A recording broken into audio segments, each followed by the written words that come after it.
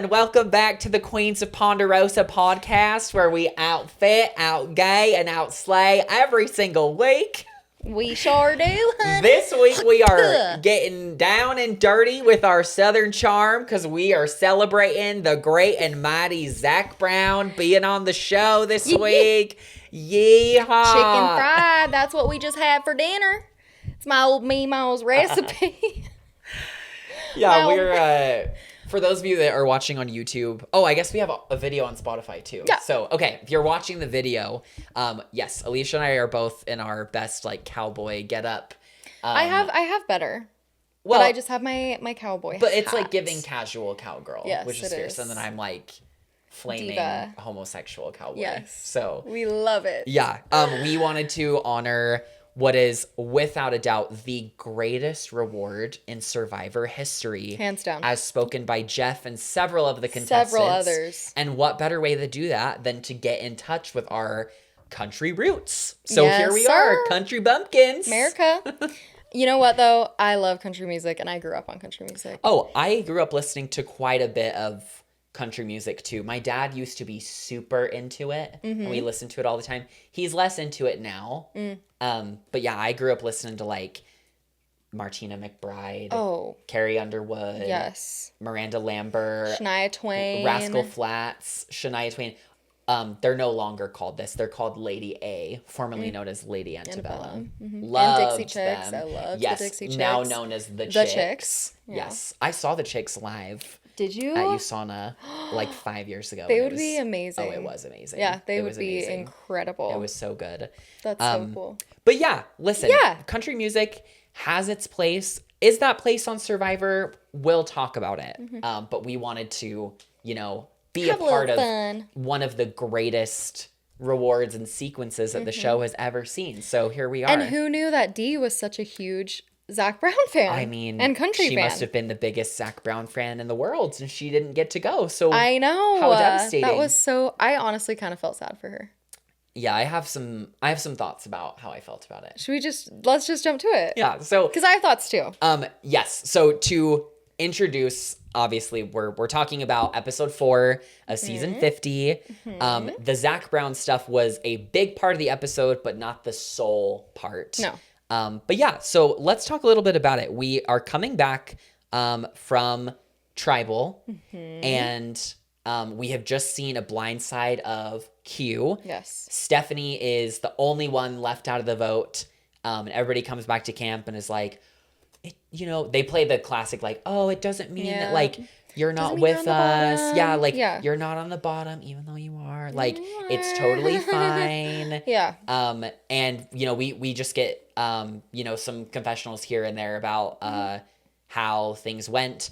I think that again, this seems to kind of be like a running theme this season. The only lingering thoughts I have about the Q boot is that I was wondering if we would get reactions from anybody else about it, and it's And we crickets. didn't. And Absolute crickets. this is not a dig at Tiffany, but I feel pretty strongly that one thing the producers might have been hoping to see on this season was drama between Q and Tiff again, because they had history. Yeah. And now that Q is out so early, and it's not Tiffany's fault, I feel like it will make it seem even more odd That Tiffany's there. that she was cast. Because now, the one person that they were hoping to have some sparks with her is gone. Yeah. And that's not her fault. And, No. if she was approached to be cast, she was approached to be cast on season 15. She said, yes, good for her. But yeah, anyone would. Yeah. Again, we don't fault her. Of course, if I were a nobody, which I'm not. definitely But not. You if are a somebody, honey. If I were a nobody, and Tiffany's not either, what I'm saying is if anyone asked you to be on Survivor, let alone Survivor 50, it's a yes, absolutely, I will leave tomorrow. It's just so funny with Q that I think they were hoping for that with Tiffany, but then the drama that they literally set up, they didn't even play off of with him and Aubrey. It was just a nothing burger. Yeah. Anyway, I'm going to miss Q. Oh, yeah. I think the last thing I was just thinking about with the Q boot is like the repercussions of that vote. Because it's like, we know that Tribe isn't strong. Oh, yeah. And Which we'll get to. which we'll get to. And it's like, in my head, I'm like, okay, if they end up back again at Tribal, so then is it just like cut and dry Angelina? My thought was, is this a good move for Emily that she voted out Q, right? Uh-huh. And, you know, we get to see that this episode. It's like, oh, so what is going to be the repercussions if this tribe goes to Tribal again, which they do this episode? Yes. What is going to happen? But there's a lot that happens before all of that. Yep. One of which is that Genevieve My God. cannot stop finding idols. She can't keep her hands off him. She can't keep her hands off They him. just are falling in her lap at this Aubrey, point. so they are all back at camp. This is Vatu. This is Kahlo. Kahlo, yes, Yeah. the one I'm and wearing. this is duh. like pretty much the only screen time the tribe gets the entire episode. Other than the reward. Oh, that's right. They are the ones that win. Yeah. Okay. So- You're right. They're all chilling at camp. That's and so Genevieve's funny. like, I've already blocked out. I've already blocked out. you're like, that no, that sequence didn't happen. because it was. We'll talk about it. We'll talk about it. Yes. But anyway, so Aubrey is nowhere to be seen. Uh-huh. And Genevieve, of course, is like, where's Aubrey? Because she wants to paint this target on Aubrey. Yeah. So she starts shouting through the woods, Aubrey, where are you? Uh-huh. We're looking for you. And Aubrey's like, come on. She's looking for idols. Because she's Yes. like, why not? Uh-huh. You know, I'm already on the bottom. And I can't remember if she says that to Genevieve, that she's like looking or think- whatever. Yeah, in confessional, she's like, I have an idol. I'm not afraid to use No. it. So why not just Why not look for look a for second another one, one? especially if I'm basically already a target? Yeah. And what's interesting is, what if Aubrey did find the boomerang idol and then she finds out that she's a beneficiary of the boomerang idol? Because then it adds that other layer of like, so do they want me out or do they want to be my friend? So I kind of think it's good for, who gave it to her? Oh my gosh, Christian Yes. and Devins and Suri or whatever, that she didn't find it. Yeah. But anyway, Aubrey strolls right past an idol Uh-huh. and Genevieve was just like, Yep. literally just reaches in and grabs it and was like, oh my gosh, at this point, Billie Eilish and I need to be best friends. Like, we Yeah. should go get boomerang tattoos together. Literally. I'm like, okay. Yeah. I think she would. I would get a boomerang tattoo after this for sure.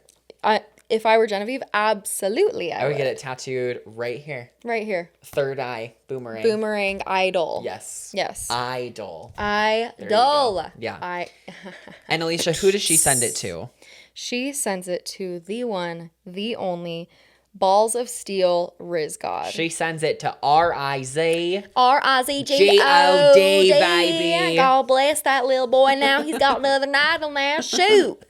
What's he going to do with that? I don't know. He's probably just going to hold on to it for 10 travels at least. I think he's going to cause a whole bunch of shenanigans with that idol there. Shoot. Anyway, he sends it to Rizzo, which is so... Yes. She sends it to Rizzo, which is so great. Yeah. And I wish we got to hear her thoughts behind sending it to him. I think if just from process of elimination, it's like, okay, Right. Q is gone, which is interesting. Like, we don't know exactly when the send happens. Sure. Because I imagine if she was in confessional, it was like, I want to send this to Q. And she didn't know that Q was gone yet. The producers aren't going to be like, You can't. yeah, you can't do that. So Yeah, good luck. it makes me wonder if maybe they were like, take time to think about it and then we'll ask you. But yeah, so she can't send it to Q. Yep. She can't send it to Colby because Colby's on her tribe. Yeah.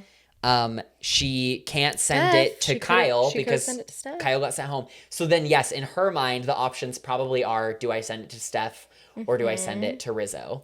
And it was an interesting choice to send it to Rizzo because Steph is obviously in bigger trouble. Because she's on a tribe that clearly isn't strong. Yes, And she true. doesn't know that Q is gone, or maybe she does. Who knows? Yeah, we don't. Like I said, we don't know when the send happens. But you are correct. Yes, she's Yeah. on the weaker tribe. And so I just wish we could hear a little bit more, like, why did she do that specifically? Yeah. And I love it. Well, it's because Alicia, there was way more important things that we had to see in the episode. Of course. Of Like course. way, Zach Brown spearfishing. way more important things Yes. to hear about. Way more coming important. up. Yes, of course. But yeah, of course. when I was thinking about it, I think that her rationale was, yeah, like I sent one to Ozzy kind of as like the strategic social play of like, can Yeah. we pull someone in or maybe get the idol back? Totally. This time, I feel like it was like, well, I should send it to someone that I'm working with. So at the very least, I know that the idol is not going to be used against me. For sure. Kind of a thing. Smart girl. Yeah, as far as why she sent it to Rizzo instead of Steph, like they're both the only old Vatu people on their tribes because Rizzo is there with 2 Sela and 4 old Kahlo. Yes. And then Steph is there and Q is gone. For sure. So they're both like alone. I wonder if her thought process was that Rizzo would be more likely to be targeted next, whereas she maybe thinks that after Q leaving, Steph is like helpless and that people would be like, why would we waste a vote on Steph at this point? Like Rizzo is the one coming in with a question mark on him. You know, maybe people are like, oh, we shouldn't vote out Stephanie because then Colby's going to be mad at us. But like, if we got like, you know, Totally. but like Rizzo's free games, I don't know, but you're right. It would have been nice to hear at least the rationale and what she was weighing in her mind. And if it even was if she even weighed Rizzo and Steph, or if she instantly was like, I know exactly who I'm sending it to. Yeah, definitely. Or if she even considered other people. Yeah. Because I could see her doing that. But I do think it's smart to keep it within your alliance, obviously, and people that know, like, the rules of the idol and all of that. Rizzo is going to do some fun things with it, I hope. And it kind of looks like he might need it. And it kind of looks like he might need it because Charlie is not going to let Rizzo live down not voting for his number 1, but he did. And he just doesn't know that. It's crazy. I love this like vengeance from Charlie though. It's really interesting because at this point we can't determine whether or not it is tunnel vision or like an intentional choice to like change up his game. Yeah. That's something you and I have talked about on the pod in previous weeks is like the big one of the overarching themes at least seems to be I'm changing my game. Like I don't want to play the same way that I did last time. And Charlie like seems to be on the surface trying to do that. But it almost makes you wonder if it's going to loop so far back in the other direction that he has like blocked out everything else and is maybe not realizing that he just sees red. Well, yeah, and like in order, like yes, you can change your game, sure, but like if you tank your game, is it worth like? Is it worth it? Changing it up, but like I said, it's way too early to tell. It's way too early to tell what's gonna happen. But yes, Charlie has not let go of this vendetta, like Alicia said. He says Rizzo is his mortal enemy. Yes. In the game, is Charlie doing it for the camera?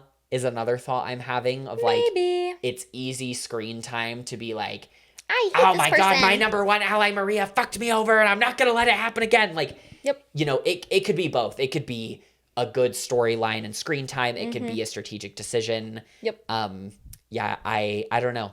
I don't know. I don't know either. I really don't know either, but it will be exciting to see. Yeah. And that's pretty much because they're on now Sela, right? Yes.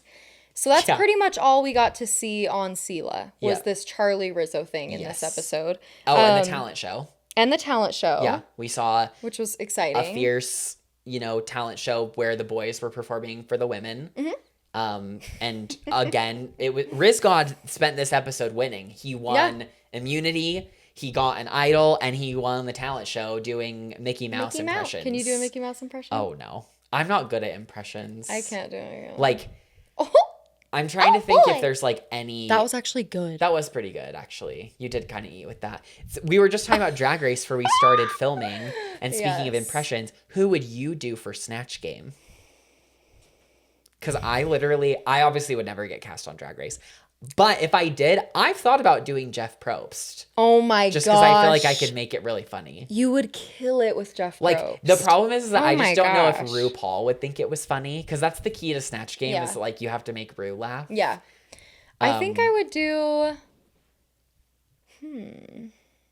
I don't know. I might do like a Regina George. Oh, love. Yes, you'd have to do Rachel McAdams. Yes. As Regina George. Regina George. Okay, love. No one's ever done that. That's actually like... Which is crazy. Yeah, to me. I'm surprised that no one has ever done like any Mean Girls moment. Like, I feel like even Gretchen Wieners would be so funny. They just don't have that. That's so confidence. funny. Yeah, but I'm kind of shocked that no one, at least on US Drag Race. I haven't watched every international version, but yeah, on US Drag Race, I don't think we've ever gotten They're just scared. a Mean Girls moment. That's funny. Which is crazy. It is crazy. I think I could do a good like Fergie. Oh yeah. Oh, say, can you say by the dawn's early light? Let's play some basketball. Yeah, that's so funny. So I think that would be fun. Yeah. Well, there's a couple other ones I've thought about. Anyway, what about you? Yeah, Jeff. You just said Jeff. Yeah, well, no, yeah, Jeff, or like... Jeff would be really I'm trying to think of just like what I know like well enough to do. Yeah, like I just don't know if there's like something else that I feel strongly enough that I could do. Like, I would do a really good Elle Woods. An impression. Oh, you would be From such Reese a good Witherspoon. Elle Woods. That would be such a good one. Like, I think that maybe I could do like Sue Sylvester from Glee. So like Jane Lynch and just do Sue Sylvester. But that one would be tough because Sue Sylvester is always very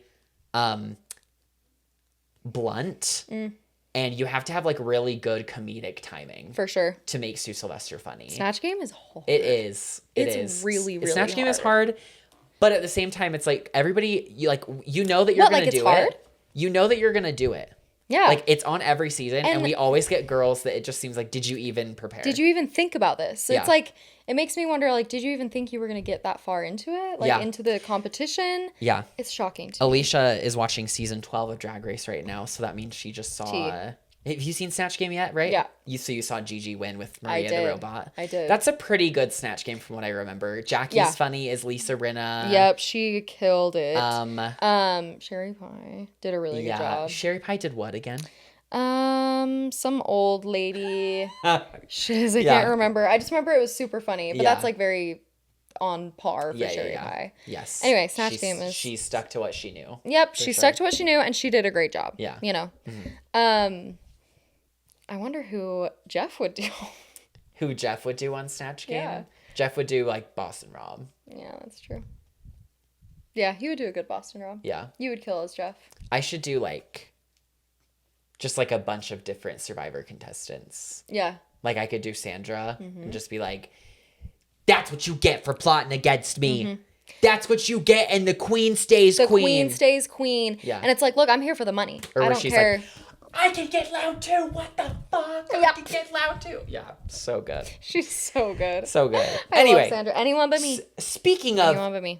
of celebrities, we have to get to the most important part of the episode. Yes. So, yes, we get these little Zac scenes Brown. of, pre-challenge stuff. We get to the challenge, and Jeff announces that they are competing for immunity, and the first place tribe is going to win the greatest reward in Survivor history. And that greatest reward in Survivor history is that country music sensation Zac Brown of the Zac Brown Band is going to go into the ocean and catch you some fish and cook the fish and then play guitar and sing for you. Yes.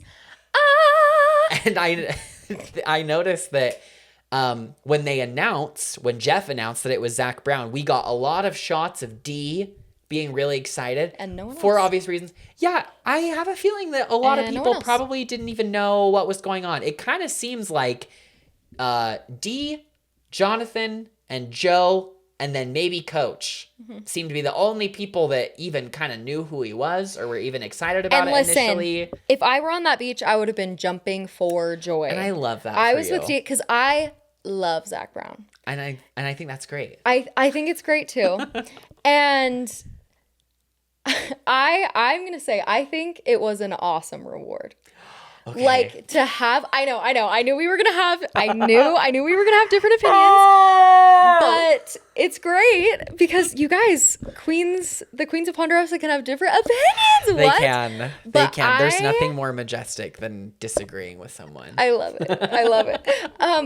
I thought it was epic because for me, I'm like, to have someone who holds so many like records of like selling out Fenway Park more than any other artist. It's like the biggest ballpark in the country. Okay. And to have that intimate of a setting where he just literally goes and catches you these two giant ass fish. And he brought like a His freaking- spear gun was like it was massive. like a military weapon. Yes. And Sam mentioned this. He was like, I think they had to show the footage. Sam? My husband. Oh, I was like, I don't know which Sam. I'll be Lisa Renna. Have you met my husband? Don't talk about my husband. Don't you dare. He was like, I think they had to show him catching the fish because no one would believe that he caught those fish. Because they are huge. Yeah. Huge. Like Yeah, they 4 were feet They were long. big. They were big girls. They were big, beefy, Big thick, girls. thick That was like girls. that was like my 600-pound life fish. Yes. Right there. Yes. So I think that's partially why they had to show it. But I will say, they gave the man too much screen time of like his story with Survivor and the whole story behind And it's- spearfishing. Nobody cares. And I was just like, Nobody cares about why? your experience with Survivors. And it made me think like, was it just part of the deal that he's like, Oh, I need this 100%. much? Yeah, like I need this much screen time. 100%. But like the music, he is so good. He is so good, just so like raw and live and like stripped down with a guitar like that. And I love the song Colder Weather. Not everyone knows that song. And then his new song was really fun. And it was just like, that reward was perfect for the people that won it, other than D. Because it was like the American loyalty, honesty, Yeah, boys. literally. The Like- exact people that wanted this got it, and good. Besides for them. D, right? Yeah. And she was like really sad about it and Yeah. cried, which was a bummer. But I'm just like, how cool that you get that personal of a setting with that big of a star who is such a big fan. And he's like living his dream. It's not like I have to go sing to these random people on an island. Like Zach is stoked to be there. So I personally loved it. And I'm okay with you not loving it. And I'm Yeah. okay with people who don't love it, and I could totally see why. Because Yeah. I think the best rewards in Survivor history, in my opinion, are when they get to go on like an excursion or go see like some super cool spot that's unique to where they are. I miss when they were in different locations. Yeah. Or when they got to be like in the community and they like went to these tribes that had dances and cooked a pig for them. There and like, was a reward in China where they went to the fucking Great Wall of China, girl.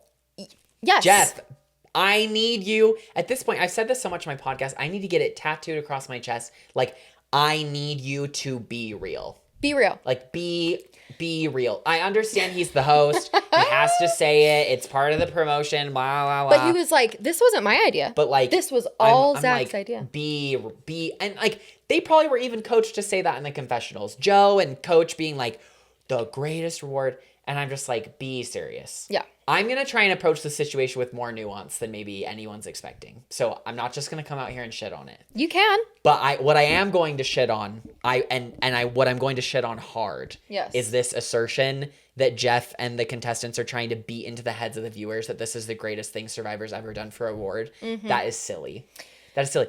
On season 2, Colby's first season, they went to the Great Barrier Reef for a reward. Yeah. Be And they used to serious. do like helicopter Be rides. for real. Be for real. Yeah. I even saw arguments online Yes. about like, oh, but like those were rewards in the individual phase of the game. This is the coolest reward they've ever done in the tribal phase. But you brought up, I'm like, no, we've seen cooler think rewards so. where like they go to a village and Yeah. the village cooks food for them Yep. and they bring like stuff, supplies like for the children and get to Kids. play with them and interact Yeah. with them. Like the in Survivor Panama, Cerise first season, we see an amazing clip of Shane bumming cigarettes off someone. Yep. And it's fierce. It's iconic. So like even that argument of like, oh, have we ever done anything this cool for the tribal phase? Yeah. We've done Yeah. that many times. Now, would we be saying this if it were a different artist, though? That's a great question. Because let's say Billie Eilish Yeah. gets to go out. Yeah. I think everyone else, like, people would have different feelings and different opinions because she's more popular, obviously. Like, she's more mainstream. I think that's what's hard is, like, Zach is country Yeah. and country only. Yeah. So I think that is part of what's tricky. But if it were, like, if it were Billie Eilish or if it were, I don't know, Justin Bieber, I would throw up and I would rather see him over anyone else. Are you kidding me? Yeah, I think But it's like, I think if it was like a different artist, people may have enjoyed the sequence more for sure. sure. I even like I said, I'm trying to be nuanced, and I could be fully hypocritical because if I was out there and Jeff was like, Lady Gaga's coming, then I would cry too. Yeah. But as a viewer, especially for season 50, I would find it hard to believe that even if we got, you know, Taylor Swift out there or something, Yeah. that it wouldn't feel a little shoehorned in and be kind of annoying that we took so much screen time away from players that, again, we have been dying to watch. Sure. Context, relationships that we want to see, and Yep. instead it's devoted to this, you know, random celebrity that is a fan of the show, right? It's not like this is the first musician Yeah. that's been a fan of the show. Sia was like a staple at the reunion every single time. So I'm like, again, But did she want to go on the island and catch them fish? no, but like that's the thing too. Like if you wanted celebrities to be involved to promote the show, then, you know, like why not have Zac Brown perform at the live reunion? Like that feels way less annoying. Doesn't disrupt the flow of the season as much. Still gets him involved in a way that's really cool and like meeting the contestants, but you know, I don't know. You brought up the point of like too much screen time. I did want to say the confessional counts for this last episode. It is Go ahead. no. I was going to say a couple more things about Zac Brown. Oh, say it, because I don't want to pivot before you're done. Is he not gorgeous? Okay, you want to know something? I said to Josh, I was watching with my boyfriend when he came on screen. I was like, Huh? who is that? Because I very vividly remember He's beautiful. a guy with like a beanie and like a shorter brown beard and like a big coat. And that's like what I always remembered That's him the image looking you like. have. Yeah. But when I saw him, even I was like, okay. Suddenly a girl's a country fan. So I did some Googling Yeah. and I tried to look at more pictures, and I did. Good. I found out that he's randomly dating. Okay, it's not random, but I was surprised to find. Do you know who he's dating? No. Do you know who Kendra Scott is? Yeah, that jewelry lady Yeah. that's from here. She's from Isn't she from Utah? Oh, I don't know if she's from Utah or not, but they're dating. Wow. And I'm like, Honestly, random ass coupling. go get it, Yeah, Kendra. congratulations. Good for you. Go and get it, Zach. You're dating this rich, beautiful woman mom. Like that has good her for business you. and is like, that's amazing. Yeah. Zach is beautiful. Yeah. And me and Sam were both like, He's definitely gorgeous. had a glow up for sure. I don't, Yeah. you know, whatever Whoever trainer broke he's his working heart. with, whoever his surgeon is, the hair transplants that I'm sure Tattoo he's artist. gotten. Oh yeah. Oh yeah. he's looking good. Oh yeah. He And was very handsome. I was His kind of gagged by spearfishing that. was incredible. Yeah. Like he was swimming with like massive stingrays and sharks. Do you think that he had like specific prep for this? Like, do you think that he was trained specifically in spearfishing to go and do this? Well, he said in that bit of his screen time Okay. See, that he I all got blocked out. yeah, so Sorry. he had been spearfishing on like a trip for something and he fell in love with it and he got really into it. And that's okay. something that he always loved on Survivor was like the Got it. spearfishing. So he like always wanted to go and try it. So he did it on a trip and he just like fell Yeah. in love. The things that rich people can afford to get into. Yeah. That's so cool. He's like, I'm going to get this spear gun that could straight up yeah. spear a great white Of shark. all the hobbies that I want to get into, I want to go sail to remote parts of the ocean and stab fish. Stab fish big enough that sharks are going to want to eat it. So I have to get it out of the water before the sharks come and get it. Yeah. Scurry. Yeah. But I will say I have always been drawn to like the competitions and the spearfishing and the survival part of Survivor. And so when I got the opportunity to go spearfishing in Hawaii, because I like was seeking it out and like asking people like, I want to go spearfishing, like I want to catch a fish. And I did. You It did. was about this big. Cute. So it was huge. Look at you. You're the new provider on your tribe. I know. I know. Have we ever seen a woman spearfish on Survivor? I remember like Spearfish, Shambo. yes. I remember Shambo going spearfishing and losing the spear. Yup. I don't. But I feel bad that I can't instantly recall. I know we've had women Women go out and spearfishing. try and spearfish and be like, I want to be I want to do it as a woman. Like Yeah. we always see the men do it. I want to go do it. Yeah. So I know we've seen that, but there's never been a woman as like the provider or her like super successfully catches a ton of fish. It is interesting, and this is a whole different topic of discussion, so we don't necessarily have to dive super deep into this now. But it is interesting that like out here, on the island in the elements, I feel like we do kind of see almost an unspoken reversion to like traditional gender roles. Yeah. In a lot of Oh, ways. certainly. Like The women, the women, are they weave the palm fronds, Weaving the they palm cook the fronds, rice, tending to the tend fire. The men go out and like collect the firewood and chop down the catch trees the fish and and chop open the coconuts and yell at the women to like take care of the fire better. I'm dead. Oh my gosh. No, but actually, Yeah. the women like are down like doing the homekeeping, Yes. like taking care of the campsite, and the men can go around and find idols because the women are Yeah. hanging around taking care of Yeah. camp. Not this season. No, Genevieve's honey. got him beat 2-1, honey. Genevieve. Oh, I was gonna say when I thought, oh shoot, it just left my brain. Oh, sorry. Okay. Then the last thing that Yes. cracked me up about the reward was when Chrissy was like, Zach, you just need to come back to camp and like stay the night with us to get the whole experience. I was like, know. honestly, It was yes, like, Chrissy, shoot your shot, and, honey. and Colby was like, okay, like, Do you Chrissy. think that Zach, because we didn't see too many individual interactions, Zach, he says he's a big fan of Survivor, and I believe him, whatever. Is he a big enough Whatever. fan that he knew who they were, you think? Yes, I think so. You really think that Yes. he knew like who all the players were? Because when he hit the beach, he was like, I'm so excited to hang out with you guys. Like, I've watched all of, like, I feel like I But know like, you. did he actually like know their Or was he names? just saying that? Yes, because obviously, and I'm not trying to be shady. I'm going to say, Obviously, he's gonna go out and be like, "I'm so excited! I love the show." But like, if he went around and pointed at people, do you think he even knew who they were? I think he would be able to name Coach and Colby. Yeah, probably. I think, I mean, I'm D, like, I would be shocked if Zach knew who Chrissy was with Peace and Love. I think he would know Colby. I think he would know Coach. I think he would know D. There's no way he would know Tiffany or Chrissy, I don't think. Yeah, Who else was there? Joe. He might be able to name Joe. maybe. I don't know. Was Tiffany there? Mm-hmm. Oh my god. Camilla. He would not know Camilla either. She was there. Oh my god, Tiffany. I'm so sorry, girl. You have the screen time.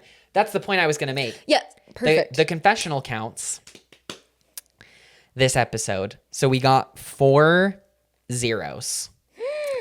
We got 0 from Tiff, 0 from Suri, 0 from Jonathan, 0 from Rick. 0 from Suri, Jonathan, Rick. Like zeros in general, I don't love. Yeah. But if I have to be rational about this and not just be like, fuck this episode. Sela won immunity and they didn't win the reward. So it's like, you know, if they had to give us like a 30-minute sequence of this and this and that and that, like there just wasn't enough time. Yeah. But Tiffany was on the tribe that won and she didn't even get a confessional. That's crazy. I want to say Zach Brown in this episode, according to this official tracker that I found on Reddit, he got 4 confessionals. So he now has had the same amount of confessionals as D in 4 episodes. Wow. He only has 1 less confessional than Chrissy and Camilla in their 4 episodes. And he has double the amount of confessionals that From Tiffany Tiff. has had in 4 episodes. LOL. And that, ladies and gentlemen, is is crazy. obnoxious. Is crazy. That is, so like I said, I'm going to try and approach this with nuance. No, and I agree with that. I 100%. I just think it's Crazy. so embarrassing that the producers, I don't want to blame it all on Jeff, so I'll just say production, producers, whatever.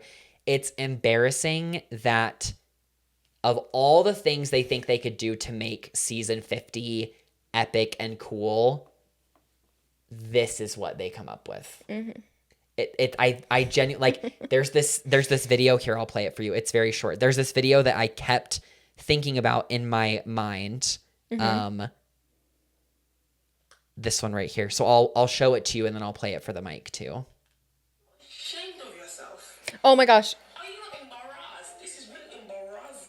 You're not ashamed of yourself. Are you not embarrassed? This is really embarrassing. And that's Embarrassing. exactly how I feel watching the episode. Like, are you not ashamed of yourself? You know, Are you not embarrassed? This is really embarrassing. It was embarrassing.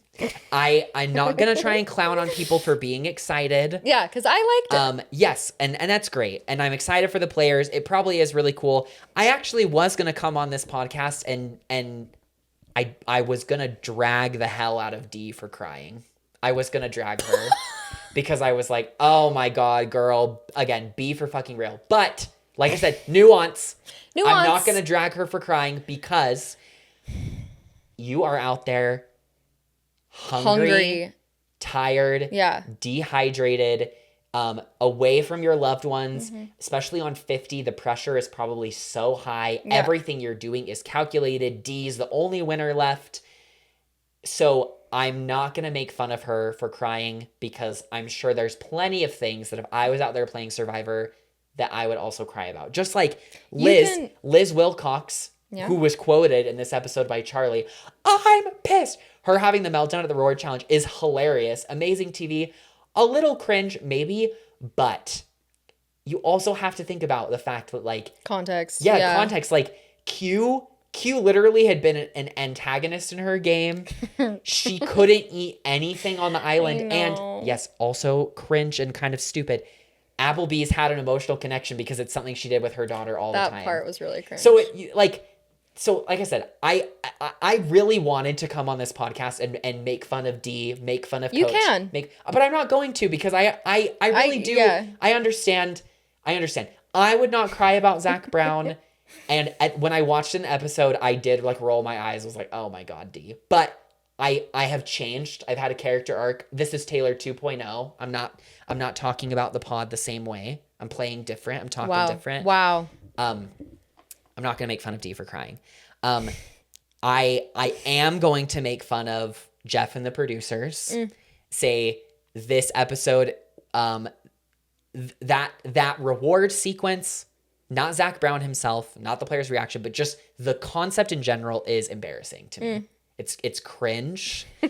I think that there's so many other things you could have done to do like a cool reward. And again, get Zach Brown involved in the reunion.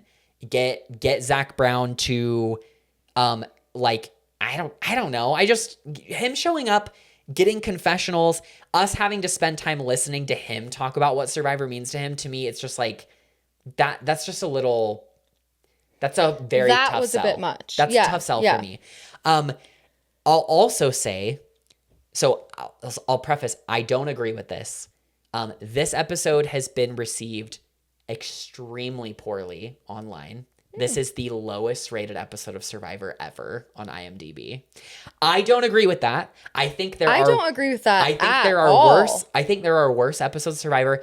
I specifically think that this episode, the first half was tough for me. I'm not gonna lie. Because it was a whole bunch of nothing, then it was a whole bunch of Zach Brown, and I was just like, you're joking. But the second half, the tribal, all that was fierce. It was fierce. It was incredible. Okay. I'll just say, to wrap up this part of the conversation, we can move on. Because I don't want to beat it into the ground. Sure. I do agree. I think this reward was dumb. That's not to say that people can't enjoy it. No, I think it girl, was dumb. Say it with your chest. I don't like that Zach Brown got as much screen time as he did. I don't like that it took screen time away from things that I want to see, like Genevieve's deliberation for the idol, Tiff's reaction to Q going home, any screen time of Tiffany at all to justify why she's on 50 and not somebody else. But I don't think this is the worst episode ever. No. Because the second half was great television. It was a great tribal. We had great character moments from Emily, from Christian. Mike, from Christian. So I get that the reason why it's so poorly rated is because people are expressing their discontent with this whole Zach Brown moment. And I also would not just generally put a lot of stock in IMDb ratings anyway, because they can be very yeah. fan driven. It's not like a great objective way to look at stuff. But I yeah, for the sake of getting this conversation corny and played out, that'll be all the thoughts I have on the Zach Brown. The last thing I will say about that. Yeah. Whoever thinks that this was the worst episode in Survivor history is literally stupid. Stop watching our podcast. That's insane. I'm like, have we watched all of Redemption Island? Please. I think every single episode of Redemption Island, with the exception of the premiere, is worse than this one. And also Island of the Idols. I hated that season. Let's talk about the worst episode. The actual worst episode of Survivor is the episode where Kelly gets sent home on Island of the Idols. That's a great one. Where the whole episode is Kelly being like, hey, do you feel really uncomfortable with the way that Dan touches you and talks to you? And all the other women are like, yeah, I absolutely do. Well, and then they turn around, vote Kelly out. And then the next episode is also horrible because they spend that episode like gaslighting Janet and being like, we never said that. We never said that Dan makes us uncomfortable. Missy and Elizabeth, gross. 2 thumbs down. Nasty they behavior. Suck. Yeah, they disgusting. suck so bad. Disgusting behavior. So it's like, really? You're going to say that is the worst? Like, that is actually a dumb take. The episode in All Stars where Richard Hatch, like, low-key essays Sue during the challenge is horrible, and then she quits the next episode. Oh my gosh, it's that bad. one makes you physically uncomfortable on a human level. There's way worse episodes. Way worse of Survivor than this. Way still dumb. Still dumb. But there's way worse episodes than anything this, with freaking Rodney. Oh, I mean that was like the whole season, girl. Honestly, Worlds Apart is rough. Is tough. Worlds Apart is it's rough. It's tough. It's bad. Anyway, so that take is dumb. You know, it's so funny that you brought up Worlds Apart. Yeah. Because I'm also going to bring up Worlds Apart later in this episode for a completely separate reason. Okay, That's I'm so excited. funny. I'm excited. My other thing about that is like, I think if it were a different artist, people would feel differently. And because country music, you either love it or hate it. And then there's some people that are like, if it's on the radio and someone turns it on, I'm not changing the channel. So I think if it were someone more mainstream or whatever, people would hate it less. I do agree that it was dumb how much screen time he got. I didn't want to hear about his connection to Survivor. Like, I didn't need to hear any of that. I don't care. I don't care how you feel about the show, girl. But Post I will it on say, Twitter. I don't care. I will say that was a cool reward in my opinion. I think to spend that intimate of time with like that big of a celebrity, he's not just like some rando. He's a big celebrity. And to have like an intimate little concert like that where he just serenades you, are you kidding me? Like anyone who complains about that, yeah, it's like they were all crying. Aubrey was like, I know, she was having her moment. Like everyone loved, and Aubrey was like, he's good. Like he's amazing. He's amazing. Yeah. Imagine if it were an artist that wasn't good at singing live. I have to wonder too if part of the reason why, like, this is just an assumption I'm making, but I wonder if part of the reason why Tiff is like purpled in this episode pretty hard. She has no idea who she is. Yeah, maybe she just didn't care and didn't give the producers like anything meaningful to work with. She probably her confessional was like, I have no idea who this man is. Fun. I guess he's a good singer. I hate to say it. I hope I don't sound ridiculous. I don't know who this man is. I don't know who this man is from Adam. Do you know what I'm quoting? No. From Keke Palmer. No. When she's taking the lie detector test. Have you never seen this? Oh my God. You know the Vanity Fair lie detector test videos? Yes. She's doing one and they're showing her pictures. She's and so funny. They show her a photo of former Vice President Dick Cheney. And they're like, do you know who this man is? And she goes, I hate to say it. I hope I don't sound ridiculous. I don't know who this man is. He could be walking down the street and I wouldn't know a thing. Sorry to this man. That was Tiffany. That's exactly what Tiffany said. That's exactly what Tiffany said to Zach Brown. 100%. She knows him now. Yeah. And she's probably a fan. Maybe she's not. She Whatever. But I thought it was cool. And I liked it. And I'm so happy you did. Yeah. And was it the best ever? That's No. a stretch. He got way too Hard- much screen time. Hard no. So, Hard no. yeah, hard no. But the second half of this episode, It was even if you're not a Zach Brown fierce. fan, was fierce. Fierce, Diva. It was so Oh, yeah. good. Incredible television. Incredible. Genuinely. And like, I'm like, did people stop watching after that? If they did, get a grip. Because like, why? the second half of this episode Not a true fan. was Survivor. fierce. So Yeah. the setup here is that Vatu is going to tribal. Okay, so just to recap, we've got Angelina, Mike, Christian, Emily, Ozzy, and Stephanie. Mm-hmm. The dynamics prior to this second half of the episode are we've got the David versus Goliath 3, and Emily is tangentially connected to them through Christian. Ozzy is connected to Emily through them going to every single tribal of the game together so far. And then Stephanie is allegedly on the outs, on the bottom, next to go. Yeah. Okay.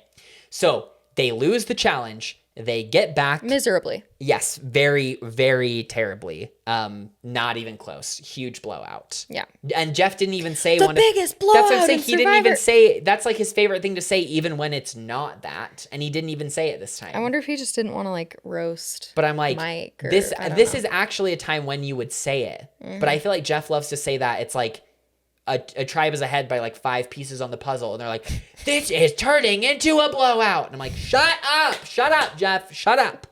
God, you know what? The best reward in Survivor history for me, Jeff is gone for 24 hours. That is I don't have to hilarious. hear him. He doesn't have to narrate a challenge. Do you remember in Samoa where they had? I think this is the only time, besides like the journeys, because those are kind of challenges, I guess. On Survivor Samoa, do you remember the one time they do a tribal reward challenge and Jeff is not there? No, You don't remember this? I don't remember that. They show up to the challenge on the beach. They send like, I think it's like 3 members of each tribe. And I want to say it was like Russell, Natalie White, and Mick versus like Brett. I don't remember who's there. Yeah. But they get there. Jeff isn't there. And there's a little instruction Yes. card. And they're like, it's, I'm with you. It's a little bit like, God, it's like curling kind of, because you're trying to get points closer to target, but you're like throwing balls. And it's the only time they've ever done that ever. Yeah. And so I don't know if they were just trying something, or maybe it's the one time that Jeff was like so sick that he Yeah. couldn't He could have been ill. go host or anything. But anyway, so Crazy. that would be the greatest word for me. That's Is, hilarious. is Jeff shutting up. Okay, so we get to the second half of the episode, like we're talking about, and there are immediately plans afoot. As Tarzan on One World would say, the game is afoot. Sorry, I just had to say really quick. No wonder he says it's like such a punishment for people to go to tribal. Like they have to vote someone out, but also they just have to talk to Jeff for that long. Oh yeah. Tribal, for those of you that don't know, tribal lasts for hours and hours. Hours and hours and hours. Hours and they and hours. just get little. Yes, because they're trying to get Clips. all the footage they need to tell the story and editing later. Tribal, we see 10 minutes at most. Yeah. They're probably there for 2 to 3 hours. Sometimes in the rain. Yeah. In the rain. Sometimes you can tell Oh, yeah. because how much it wears on them. Oh, yes. And I feel like we saw that this Yes. episode. But anyway, sorry. No, Continue. you're good. You're good. So, there's plans in motion. So Ozzy and Steph, by extension, are both immediately like, it's time to cut Angelina. Yeah. Ozzy's like, last week I worked with Emily. We said we would get Q 1st. Mm-hmm. We're getting Angelina next. We've got to break up that David versus Goliath 3. Yeah. Then there's this plan by Mike White, because he's like, I'm obviously not going to let them vote out Angelina because she's my friend in real life and she would never turn on me. She's like my number one ally. I think we should get rid of Emily. Emily. So these are the 2 plans that are kind of up in the air, where Christian is seemingly in the middle initially, because Mike and Angelina are like, we should vote for Emily. And then Ozzy and Ozzy and Stephanie are like, we should vote for Angelina. Emily seems to be on the Angelina train. So then Yeah. Christian is either like, I either vote with the majority, take out Angelina, but if I go with the other 2, then it's a tie. So I have to pull someone over. Mike told Steph. What? Yes. So it wouldn't He did be a tell tie, Steph. would it? Well, that's if he can get Steph in on the plan. I was saying it didn't necessarily seem like Steph was into the idea of, Emily. well, of keeping Angelina. Oh, of Because keep. Yeah. Steph, Okay. Steph yeah, has yeah, been yeah. on the same tribe as her since day one and was like, I don't like it. Yeah. One thing That's that right. I was thinking that didn't come up the entire episode, Mm-hmm. and we can talk about, our thoughts now that we've had time to sit with it. But the whole episode, I kept wondering, why is nobody talking about Steph as an option? Because Mike is like, I don't want to lose Angelina. Yep. Christian is like, I don't want to lose Emily. And then we'll talk about what Christian ends up doing later. And Christian also is like, I also don't know if I want to lose this David versus Goliath group. Yep. So in my mind, I was like, why did nobody Why? vote for Stephanie? Well, have you listened to Mike White's exit interview? Yes, but I can't remember what he said specifically He about that. specifically says he didn't consider Stephanie for two reasons. Number one, he felt like Stephanie was more willing to play the kind of game that he would want to play, which is a game. He wasn't making it like Coach does, but Mike was like, loyalty goes a long way with me. And I felt like Stephanie would be more likely to play that kind of game. By extension, so I guess it's like 1 point, maybe 2 subpoints, but by extension, he says, you see it in the last episode that Emily Flippin at Tribal Council has this like big speech where she talks about like, you have to be Yes. cutthroat and like you can't expect people, like you're signing up for this kind of game, blah, blah, blah. And he was like, Emily would be the kind of person that would have no problem turning around and stabbing me allies, in too. the back. And that's not somebody that I want to work with. That's not Yeah. something that I want to have to plan around. So at least from Mike's perspective, that's why he was like, That's right. Stephanie was never an option for me because I felt like I could not work with Emily. And then I imagine on the flip side of like, why did, if Angelina was up in the air, why did Ozzy not flip on Steph? And it's like, well, Ozzy and Steph are probably they wouldn't turn feeling on each pretty other. pretty good about each other. And then Christian needed Steph for his plan, which we will talk about, to work. So even though Stephanie, I don't really know if it is because of anything she did like socially to put herself in a good position, she was integral to all 3 potential plans. Plans, Like they yeah. needed her vote because there was only 6 people. So here's the that's thing why I she would- never ended up getting targeted. Here's the thing I would say also about Mike. Because Mike goes home. He and you had does. mentioned the exit interview. He does. I also think it's not when it comes to Steph and how he's like, oh, it's like she's loyal, I could trust her, blah, blah, blah. I actually think it's that he can control her Oh, and that she is predictable. definitely. Because he can say, like, oh, whatever, it's about loyalty. But at the end of the day, Mike loves control. And he loves, like, being able to dictate a vote. Yes. And he's very good at it. Yes. And he mentions this in a confessional or whatever, at Tribal. It's not a confessional. It's like a skill I've had. Like I'm a con He basically Yeah. was like, I'm a professional con artist and I've gotten really good at it throughout my career. Yeah, he's like, I have to convince executives to fund the project and they can't even see it until it's done. Yep. He's like, I have to convince them to spend obscene amounts of money on this ridiculous dream and idea and convince them that it's a good idea when I don't even know if it's really a good idea. Yeah. And I convince them to do it and I do it well. And I've gotten really good at it. And you could see the words coming out of his mouth. And at the same time, his eyes are like, I shouldn't be saying this. But he like can't stop it now that he started it. Yeah. And he basically just said, I am a con artist. So I think that's why, and that's why he loves Angelina. That's why he like would love to work with Steph, because he just loves being able to tell people what to do. And to convince Christian Yes. that they need to turn on Emily is that he said, Emily is Christian's nerd bomb. She is the Gabby of this season. And in David versus Goliath, Gabby and Christian were like allies like this.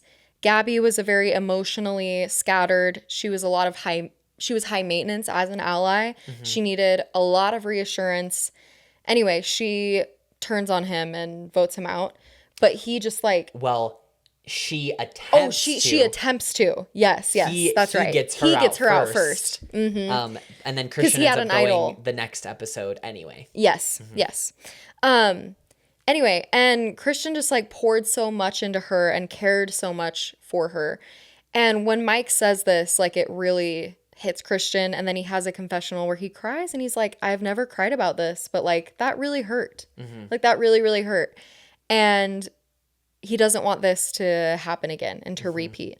But you can just see Christian's mind like turning and turning and turning. And he's like, Mike is the most dangerous person on this island and any island because he is so convincing. He knows where to push you and he knows like what to say that will like get to you.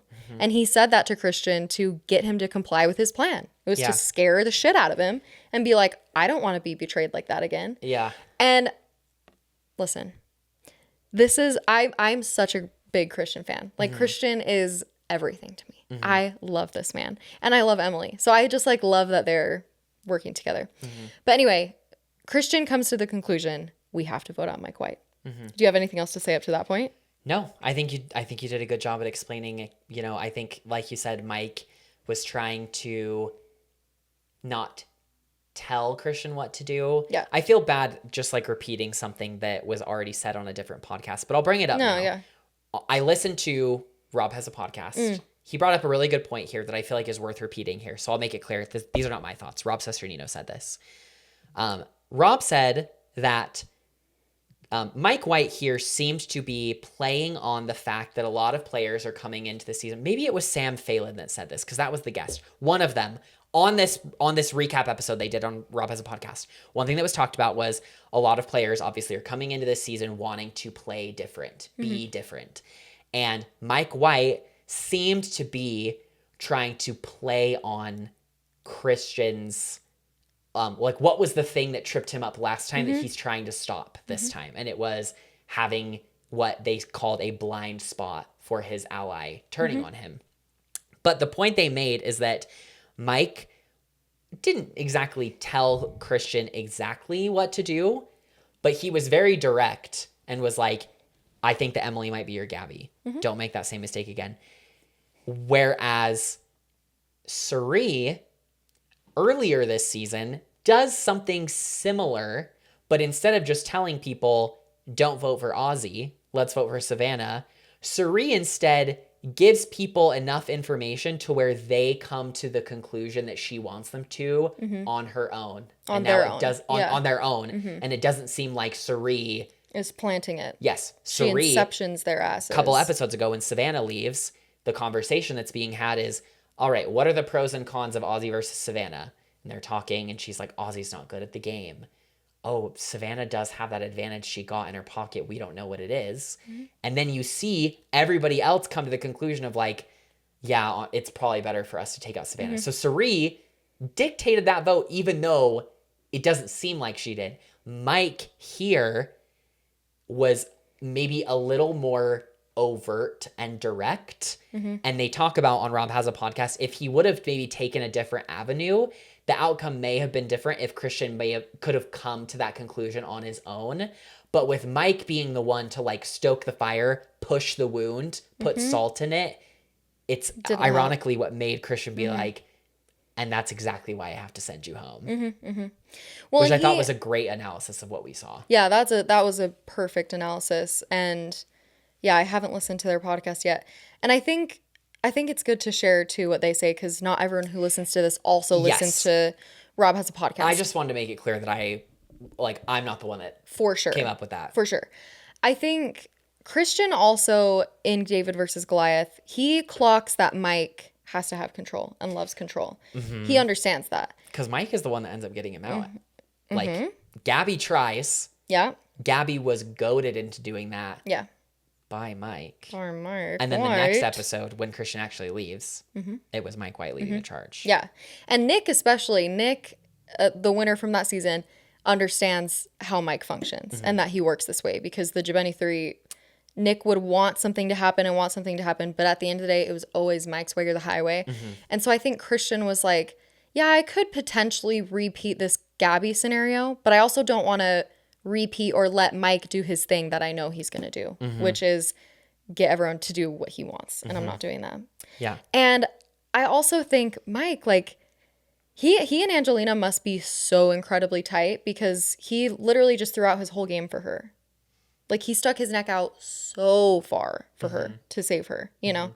And it's fine. But it's like he had so many other relationships that could have carried him, but he wanted to just bury himself for her. It's his life mission to save Angelina. Yeah, he says that he feels like it's his In life his mission exit interview. to fight for Angelina. Yeah. Yeah, I don't necessarily know if I feel like it's a misplay for Mike to try and save Angelina here. Yeah, because you want to save your allies and someone you know you can trust 100%. And yes, Mike, and he talks about this in his exit interview, he was overconfident that his pre-existing relationships would carry him through. Yep, So yep. he obviously overestimated how Ozzy and Christian would be receptive to his ideas. So yeah, if he maybe would have just cut Angelina, would he still be in the game? Yeah. But it's like, you know, if you were already so upfront and like you kind of already cut off Stephanie. Yeah. He straight up was like, I'm not going to vote either of these two people out. I'm not voting Christian or Angelina. You don't feel like you can work with Emily. Yeah. I'm actually more curious to know what your thoughts are. So this is what I'll say.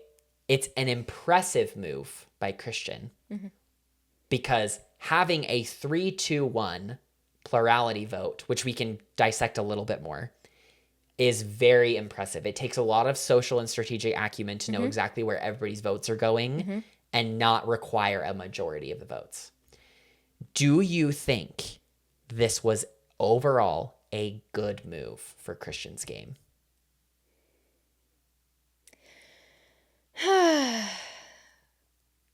No. And I think no. I don't either. I think no for a number of reasons. Well, okay. Number one, he's already an incredible threat. He's a really big threat. And people know that he's so smart and sneaky and da-da-da-da. And this just like further solidifies that pretty early on in the game. Mike was the 5th person voted out of this game, or to leave this game, I guess. Yeah. So he didn't need that. Emily also is a liability and a half for him, for Yeah. Christian. And that's where I'm just like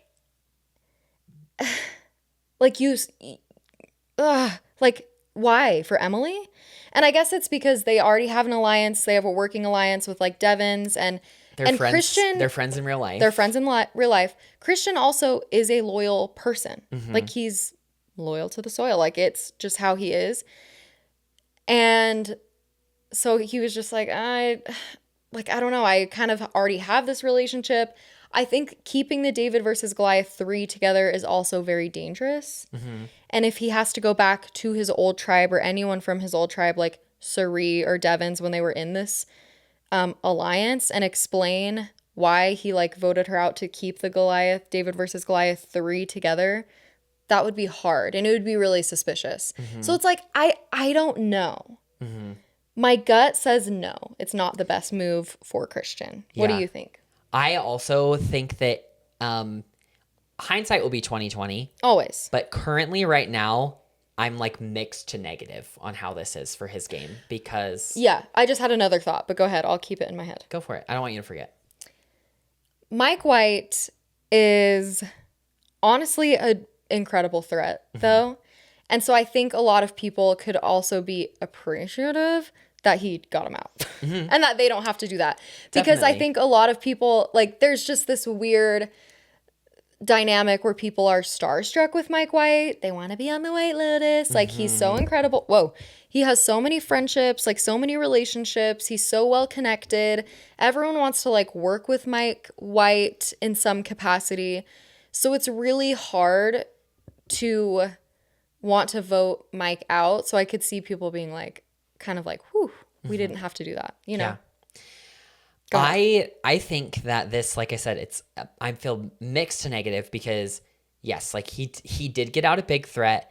He kept the person he wanted to keep in the game, Emily, in the game, but he has wrecked his relationships with Ozzy and Angelina. Burned it down the river. Like, Ozzy was especially because you know pissed. that Emily was fighting, and this I think was a good move on Emily's part. It wasn't good for Christian, and that's why he shut it down. Emily was fighting to loop Ozzy in on this because Emily recognizes that Ozzy's a pivotal relationship for her. So there's this funny scene. Yeah, please where, go into the details. So at this point, right, so Christian has realized that you can pull off a 3-2-1 here. He knows Mike and Angelina are voting together no matter what. He knows that Ozzy is voting for Angelina no matter what, which leaves himself, Emily, and Steph. He tells Steph, do you want to get Mike White out? And she's like, tell me how. And he tells her, and she's on board.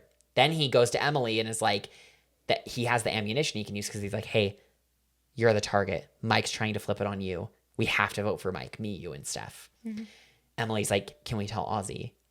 And Christian's like, no, we can't tell Ozzy because if Ozzy knows what we're doing, he might tell Mike and Angelina, like, we don't know what'll happen. So then there's this scene where they're in the shelter, Mike, Emily, and Steph, and they're talking, and Ozzy's walking up, and Emily blurts out to Ozzy, She's like, come over here. Mike White's trying to vote me out. And Christian? Ozzy is like, what? And Christian stands up and goes behind Ozzy and is looking at Emily and is like, yeah, he goes like this, and he's like, stop talking about it. And like I said, I don't necessarily think it's a bad move on Emily's part. She's in self-preservation mode, especially because all it takes for her to leave is for Stephanie to flip her vote. This whole thing is hinging on what Stephanie decides to do. If Stephanie decides to switch her vote from Mike to Emily, then Emily goes home. yeah. Because maybe, you know, Stephanie's trying to curry favor with the David versus Goliath people to stay at the game. So she's like, I'm in self-preservation mode, and I don't want to burn this relationship with Ozzy. And so Christian stops her from doing it. So going on, again, why I think this is a bad move for Christian. Can I say one more thing really quick before you do that? Yeah. Sam wanted to see what is our best Christian death stare face. Oh. Because this was Christian's death stare. Yeah, he literally was like, He folded his arms and he was like, yeah, I can't even do it. Like, what would be your death stare? oh, my death stare? Yeah. Probably like, I don't That is actually like, know. are you going to I shave don't know. your pants? Like, death stare? I don't know. I'm trying to think of like when I get really mad at Josh. Mine would be like, I'd probably just be like, that's like it. I don't know. I don't really do a lot of death stares. That's like, if you, I'd be I like, feel like if anything, when I'm actually like really angry, I do a lot of like, how are you doing? are we okay? I'm so good. Oh no. Yeah, so I think that what we're going to see at the start of next episode, I would not be surprised if the very first thing that happens when they get back to camp is Emily's like, Ozzy, can I talk to you? It was totally Christian. Christian was the one that said I couldn't tell you. Yep. Christian was the one that had the plan And to vote she's out right. Mike. It was not me. Like, I had nothing to do with it. I fought to loop you in, and he told me no and stopped me from doing it. And then Ozzy's going to be like, okay, well, fuck Christian then. So, like, Let's vote him out. that's yeah. why I just don't know if it was great for him because like Yeah. he burned relationships with Angelina and Ozzy. Stephanie is just going to go with the numbers, which is what she should be doing here. So like Stephanie's going to have no loyalty to him, and Emily obviously is trying to balance her alliances with Christian and with Ozzy, and to save the one with Ozzy, she's going to tank Christian. So like I don't know. Like I said, very impressive move. Don't know if it was great for his game. After listening to this though, I feel like it would be much better for his game if he just looped in Ozzy. Because it sounds like that is the big misplay. Because If he- whatever, you burn Angelina, who Yes. cares? Like, she's one number. You either loop in Ozzy and get him on board, or you just vote out Angelina.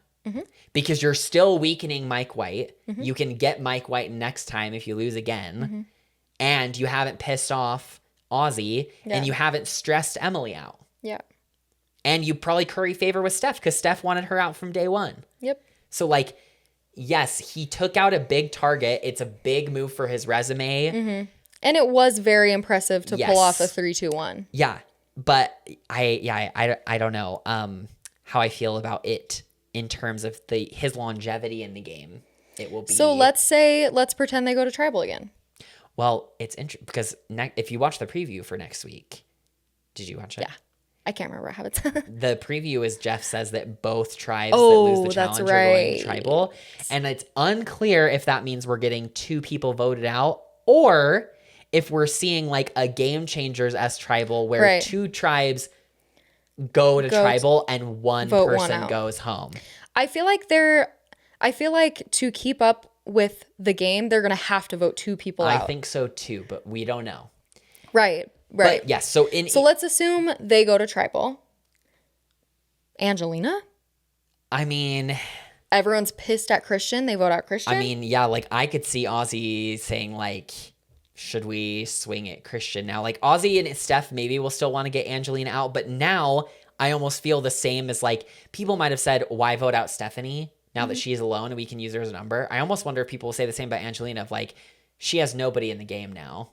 She's like, there's no, like, should we waste a vote on her? Sure. Now, because I think a lot of the motivations for wanting to get Angelina out on the early Vatu was so that she would not link up with her David versus Goliath people, and now that trio is destroyed. Yeah. So, yeah, I don't know. Wasn't that so juicy? Yeah. To get the implosion of David versus Goliath. Yeah. Like, it was compelling TV. so good. I think it's an interesting end to Mike White's story on Survivor. Yeah. He may play again, but like David versus Goliath is him kind of dragging Angelina alongside him. So it's funny that now on 50, it ended up being like the thing that sunk his game a little bit. it was ironic. I wanted to talk really briefly, just because I'm a nerd. Please. I kind of wanted to talk really briefly about the history of the 3-2-1 vote specifically. Please. Just because I think it's fun. If you're not super interested in this kind of thing, like you can skip ahead, whatever. If you're not interested in this kind of thing, why are you listening? If you're not interested, hang up. Turn off Hang the up video. and go plow the farm. Go dang it. watch Zach Brown again on the reward. Yeah. Okay. So 3-2-1 votes. The reason that a 3-2-1 vote, as I was saying earlier, is so impressive is that you don't need a majority. Normally in Survivor, you need a majority of the votes to be sent home. Obviously, yes, there are circumstances with like idols and this and that. Yeah. But the 3-2-1 vote is really impressive because it's what we call a plurality vote, meaning that you had the most votes against the person that you want to go home, but not the majority of the votes. There have been other instances of plurality votes on Survivor. The actual very first tribal council ever was a plurality vote where Sonia is sent home with only 4 votes against her. And there's 8 people on the tribe, so it was not a majority. But the first time that we've ever seen a plurality vote of a 3-2-1 at this scale was it was none other than Cirie Fields' first season. At the final 6 dang it, of Cirie. Survivor Panama, She's amazing. let me set the scene here. Please. You've got Aris, Courtney, Shane, Danielle, and Cirie, the Kasaya 5, who at this point have been dominating the merge, have never had a turn on each other, have been picking off the Lamina alliance. But at the final 6, Terry Dietz, one of the greatest physical competitors in Survivor history, has immunity. And they finally have to turn on each other. Everybody has a different agenda going on. Terry wants to go to the end with Courtney Merritt, who was very famously, with Peace and Love, extremely annoying and would have lost to anybody at Final Tribal. So she was a hot commodity. Shane also wanted to go to the end with Courtney. So you've got Terry trying to drag Courtney to the final 2 with him, and Shane trying to drag Courtney to the final 2 with him. So Terry links up with Courtney and is like, hey, I want to go to the end with you. The biggest obstacle to us making that happen is Aris, because he's the next best competitor at immunity challenges. So they're like, fierce. Let's vote Aris and get everyone else on board. Terry and Courtney think they tell Cirie and Danielle the plan, and they're like, fierce, let's do it. Shane wants Danielle out because he doesn't like her, doesn't think that he can work with her, and also wants to take Courtney to the end. So Shane is like, let's get Danielle out. Shane tells Cirie and Aris and Courtney, and they're like, fierce. Cirie then takes a step back and is like, there's 2 plans going on, and I know where the pieces are. Shane is voting for Danielle. Courtney and Terry are voting for Aris. Shane and Terry both want Courtney to go to the final 2, which means that she is now my biggest threat because she is going to be occupying one of those seats that could be mine. So I need to take out Courtney. So then Cirie goes to Danielle and Aris, Danielle specifically, and is like, we have to vote out Courtney on this vote. Because here's what's going to happen. If we let them vote out Aris, then at the final 5, it's me and you versus Shane, Terry, and Courtney. And Shane and Terry both want Courtney to go to the end, and they're not going to vote her out. Terry's probably going to win immunity. We can't vote him out. It's Shane and Courtney are not going to want to vote Shane out over me and you. We have to vote out Courtney. So in order for this to happen, Cirie had to know how every single person was voting and keep up both fake plans with the people involved in them. Amazing. So then we get to Tribal at the final 6 of Survivor Panama. And it's a 3-2-1. Shane votes for Aris. Shane votes for Danielle. Terry and Courtney vote for Aris. Aris, Danielle, and Cirie vote for Courtney, and Courtney goes home. So Cinema. amazing. So now we've seen this 3-2-1 vote happen a few other times in Survivor history. We also see it at the final 6 of Caramoan, where Brenda gets voted out. We see it. It's not necessarily exactly the same, but we do see a 3-2-1 vote in San Juan del Sur, where there's a tribe of 6. It's John and Jacqueline, Missy and Baylor, Keith and Dale goes home. We see a 3-2-1 vote during the pre-merge of Cambodia, where Kimmy, Steven, and Jeremy employ a 3-2-1 vote to get Monica out. So Monica thinks that it's Spencer going home. Kelly Wigglesworth thinks it's Spencer. Spencer thinks it's Kelly Wigglesworth, and then they vote Monica out. And then I believe the last... Oh, and I said I was going to bring up Worlds Apart. Randomly, there's a 3-2-1 in the pre-merge of Worlds Apart on the no-caller tribe, the first time they go to Tribal, where it wasn't planned to be a 3-2-1 in the same way. You've got an alliance of 4, Will, Joe, Jen, and Haley, and then 2 outsiders, Nina and Vince. They're splitting the votes 2, 2, and 2. So 2 on Vince, 2 on Nina, then whoever Vince and Nina vote for, doesn't matter. But Will Sims, who I don't think a lot of people would say is a good player or a likable player, makes a genius move where he says, if I vote out Nina, who was the plan on the revote, I'm worried if we lose again that I'm going to get voted out. So I'm going to vote out Vince. So he flips his vote. Instead of doing a 2-2-2, it ends up being there's 1 vote on Nina, there's 2 votes on Jen, and 3 votes on Vince. And Vince gets sent home. And then I believe this episode is the next time since 31. Wow. Oh, I lied. The last time that we would have seen a 3-2-1, ironically enough, Cirie is involved again, is the final 6 of Game Changers. If Advantage Geddon wouldn't have happened, it would have been a 3-2-1 vote. So anyway, plurality votes, 3-2-1 votes, super impressive because it requires you, like Christian demonstrated in this episode, to know where everybody's head is at, what everybody's doing, and keep up the facade of some fake plans. And keeping the plan locked in because word can't get out because then people will start changing their votes and it gets really, really messy. So you have to keep the votes where they are. Yes. Yeah. It is extremely impressive to be able to do this. This, like I said, I don't know if it's a good move for him long term, but it's a very impressive move that I think will still get talked about in Survivor as like really great moves being made because it's always impressive to have a plurality vote. Same reason why Operation Italy is so cool. All 3 of those players ended up losing to Rachel, but the fact that with 3 votes in a tribe of 7, it was they wild. were able to get it's wild. someone out with 3 votes. Caroline. Without the majority. Yeah.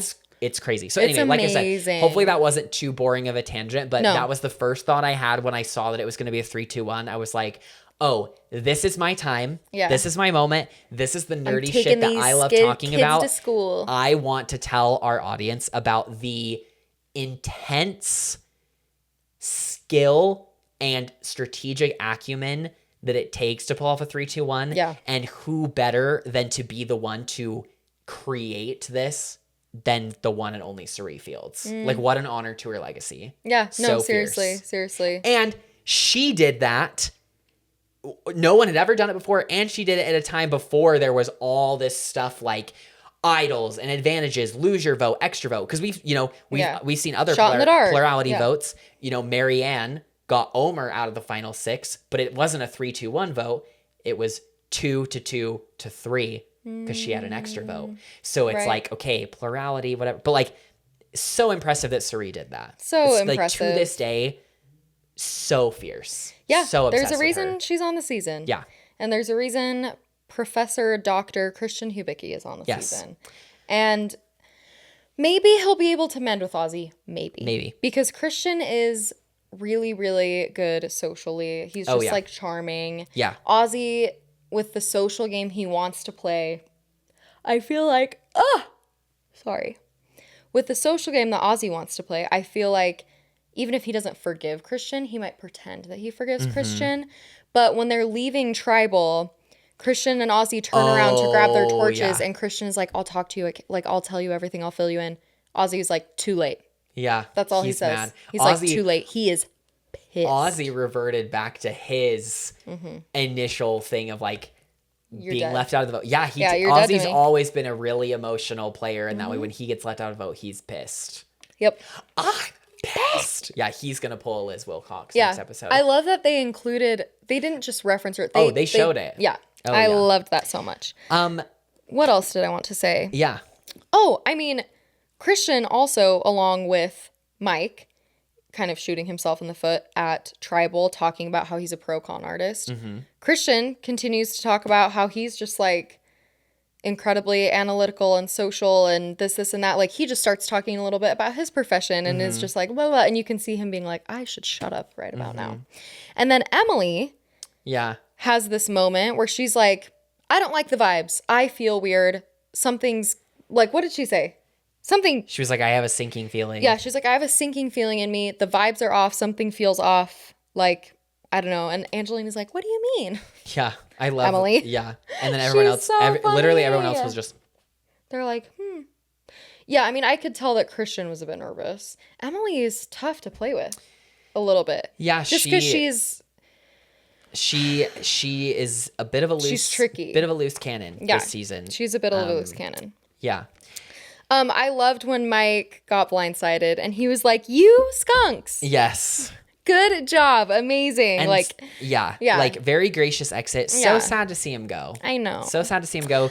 I had him on my draft. I was just so gonna say- that's 2 in a row for me that I've lost. I know. And one of our queer reps, an amazing, so funny, gave great confessionals. Those rock hard abs, like they're all gone. They're all gone. and we were Alicia, gonna we cry. have a little bit of a dilemma Oh, because I feel like there's only one person that Christian Hubicki. Yeah, but like, if we feel like the move was bad, does he still earn Queen of the Week? well, Because there's no one else to give it to.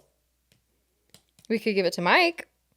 But he went home. You can't give Queen of the Week to who got For eliminated. trying. Like, I think the only think- other person that we could like, and this is big for me. What? I think the only other person that we could maybe shoehorn into this is Stephanie. But it's not, but like, that's what I'm saying. Like, even saying that out loud, it's No. funny. Like, but Yeah. I'm like, if we're talking about who did this benefit the most, who played their hand well, like she did what she needed to do. She played it cool. She went with the votes. She got out a threat that wasn't going to work with her, but I just still, yeah, But yeah, I it's totally, Christian. It's I totally Christian. see what you're saying. Christian is the Queen of the Week. It's just interesting that I feel like we're going to give it to him when we both are like, I don't think this was a great move.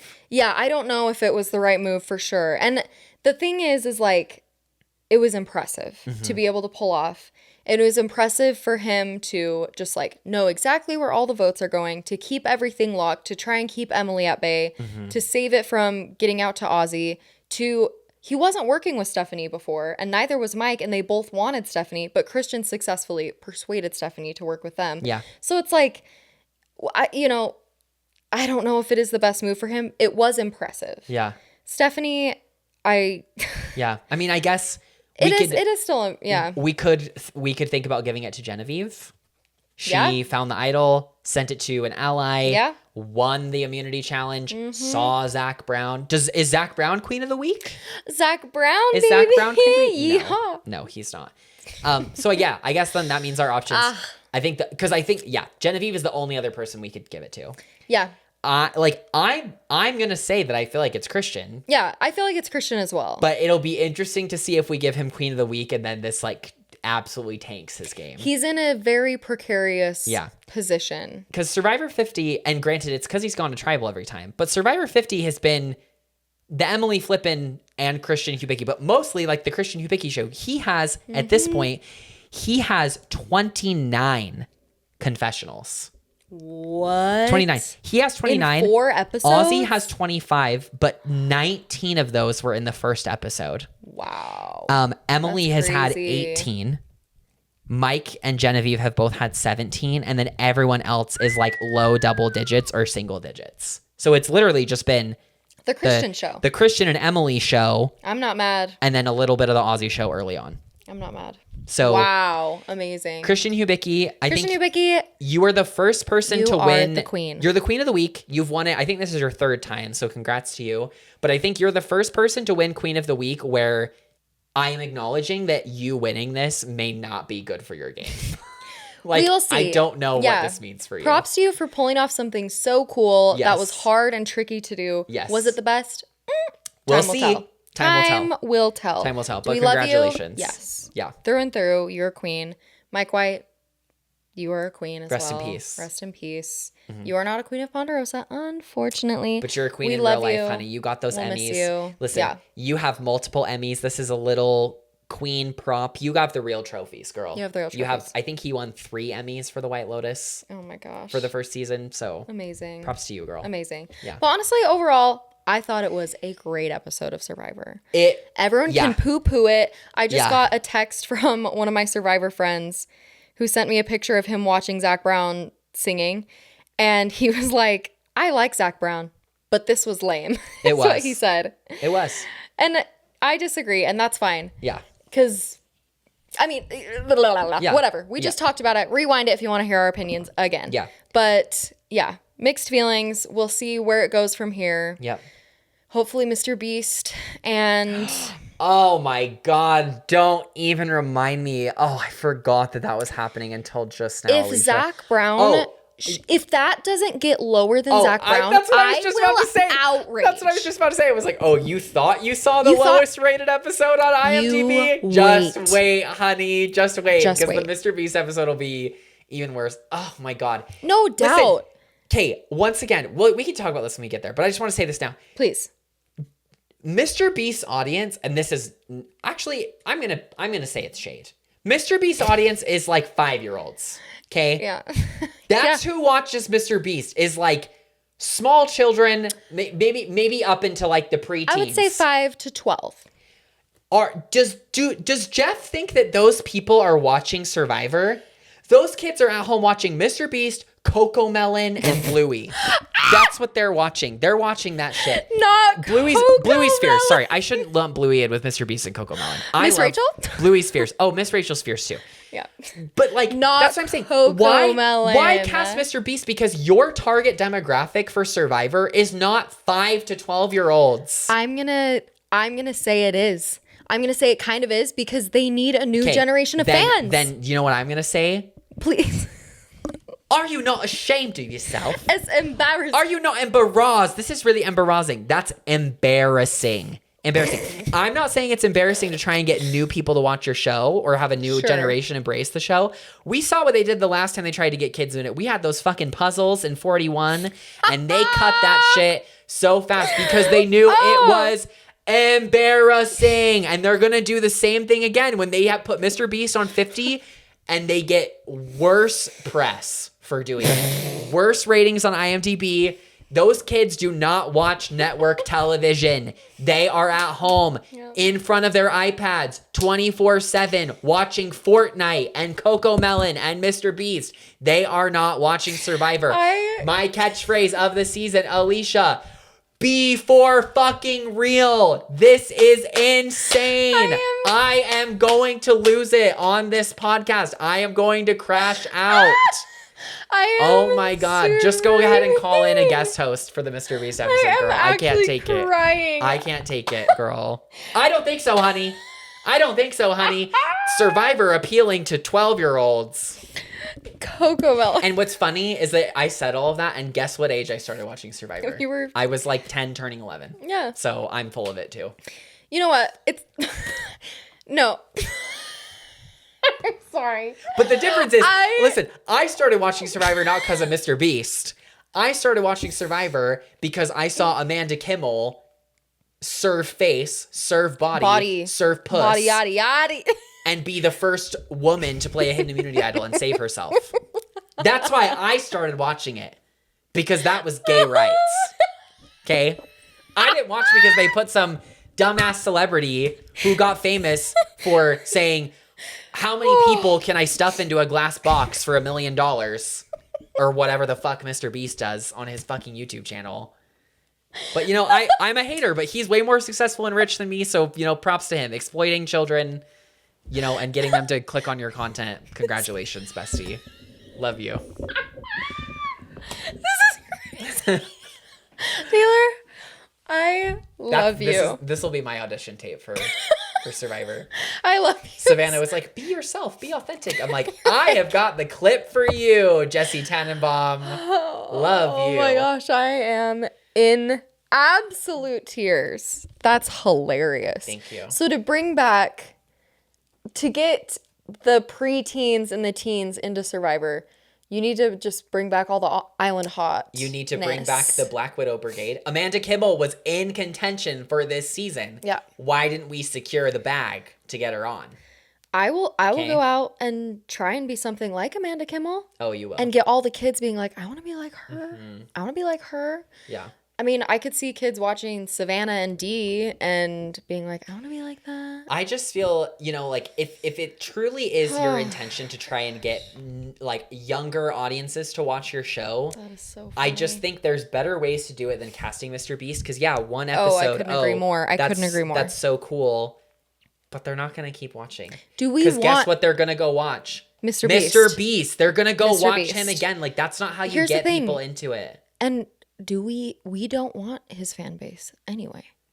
I mean, Do I'm we not want gonna them? say that I don't want like people watching Survivor, but like I just feel like true. again, like why not have Mr. Beast if you want him on the show? Why not have him at the reunion? Why not have Mr. Beast sponsor player of the season and be like, kids, vote for Mr. Beast to make an appearance at the reunion and give your favorite player $100,000. Yeah. That's way better. That is way better. Oh, Mr. Beast is going to show up with a briefcase With a because we're mystery playing box. Deal or No Deal on the island, and there's going Yeah. to be an idol nullifier in one of these. Oh, and the challenge is going to be how many people can Mr. Beast, you know, hit with a car for $1 million or whatever he does. Like, dumb. Hit with a so car. dumb. It's dumb. Oh, it's hilarious. It's really stupid. So yeah, you think you've seen the worst episode, honey?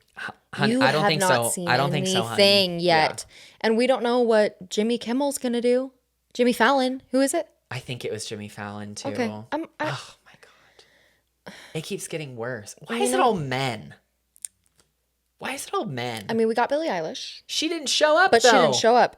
And Her involvement was so intense with the show was Jeff texted her about it and texted her some ideas, and she responded, I like the boomerang. yeah, That's why it's But the Billie she- Eilish boomerang idol. She didn't plan that shit. She didn't do anything except, hey, it's Billie Eilish. I like that. Yeah. And like it's a cool idea, but I'm just like, why are we getting all these mediocre white men? Sorry, Zach Brown, whatever. But You're I'm like, gorgeous. why are We we love doing you. why like where's the spice? Where's the flavor? Where's the pizzazz? Okay. I like that. Somebody Have RuPaul. Something oh yeah. Listen to this idea they had on Rob Has a Podcast. Could you imagine a challenge where they have to like read each other Oh, and yeah. just roast each other? Well, they used to do And that. They used to do the challenge where it's Exactly. like, who is the most annoying? Bring back that challenge and have RuPaul host it. They don't. The last time they did it, Jeff got so mad that they canceled it because the players they didn't take it seriously because it was Missy and John and Jacqueline Right. and all that, and Yeah, they were yeah, like yeah, picking, yeah. oh, I haven't gone on this reward yet, so we'll let you win. And Jeff was like, this is stupid. He's like, boo. um, Which I on Rob Has a Podcast, they were like, if you wanted to have a musical guest who's a country music star, why not have Chase Rice, who played Survivor, come do it? Yeah, he's less popular. I understand why they picked Zach see that Brown. would even more be But I'm like, like, but that would be cool. Survivor 50. Why not have a Dragons Annie. reunion? Why not have Annie? Yeah, Trashy Annie. Why not have Trashy a Annie. Dragons reunion? JT, Courtney Yates, and Coach. Coach is already out there. Fly in JT and Courtney and have Coach and Courtney and JT perform their band. They Yeah. have music on YouTube that they recorded at Ponderosa, girl. Oh my gosh. Also, did you know that Coach did a low budget movie No. that's on YouTube and his love interest is Danielle DiLorenzo and they like No. hardcore make out in the movie? No. Crazy, Alicia. Is it good? The Oh, movie? hell no. Hell no, it's not good. You looked at me and I said, Coach did a movie, and you asked, is it good? Honey. That's true. Honey. Crazy. I'm sorry. I had Crazy. faith. Crazy. That's hilarious. Country music, speaking of San Juan del Sur, sorry, we're just rambling No, now. please. Missy and Baylor, you know Baylor? Of course. She was trying to be a country music star for a minute, and I want to tell you, she has a song that is so catchy that she doesn't have it on streaming anymore because I think she's embarrassed by it, but listen, it's called Sticky Situation. Okay. How does it go? This is just the chorus. I can't actually play the guitar. I'm learning how. Did I tell you I'm learning how to play No? the guitar? I bought a guitar with my tax returns, and I'm learning how to play it. Amazing. So they'll have me. I'll be the musical guest on 51. Please. It goes. Feels like I stepped in gum. Got honey in my hair. My Dairy Queen is melting and getting everywhere. Like a movie theater floor. Something every step. You're my sweet temptation. It's a sticky situation. And I'm like, it's That's so fierce. Oh, it's good. so good. It was a huge meme on Survivor Reddit, I want to say in like 2015. Survivor fans are so mean. So funny. They're so funny. And they're mean. We need to, I keep telling you all these times, I'm like, there's funny Survivor meme pages on Reddit that make me cry Cackle. laughing. And I never show you them. I need to just go through and Please. screenshot some and then we Yes. can talk about the greatest hits. Yes. Okay, fierce. All right. Yes. Anyway. Oh, we need to post them on our Instagram. Share them with everyone. Oh, yeah. Oh, yeah. I Oh, keep yeah. dropping my fan. Yeah. Anyway, queens, we have spoken The queens have spoken a lot. a lot and somehow lot. not enough because we Yeah. will be back next week. Yes, we with will. episode 5 and we'll see what's ahead. Yes, we will. Is Christian in trouble? I don't know. Don't know. Is Angelina gonna pull something crazy out? She's I gonna don't know. steal. She's gonna steal Christian's jacket. She's gonna She- steal Christian's shit stained pants. That's what Angelina's gonna steal. That's what from she Christian. wants. 100%. That would be crazy. Oh yeah. That is disturbing. Oh yeah. Will Ozzy continue to play as Oscar 4.0 or will he revert back to the original Ozzy? Are we gonna? We don't know. Are we gonna see South Pacific Ozzy for revenge? Basically, Yeah, are we gonna see that? we don't know. But listen, y'all, I hope y'all just have a dandy week I now. hope that y'all enjoy the week Enjoy. ahead. Enjoy the spring weather. Yeah, it's time to start your gardens out there. Honey, I hope that y'all enjoy watching all the other TV shows that are coming out. Y'all Oh. want to talk reality TV? What's that? Go home and Google Taylor Frankie Paul and read about that Girl, situation. that is- We're not going to tackle that here. Not the right place, not the right time.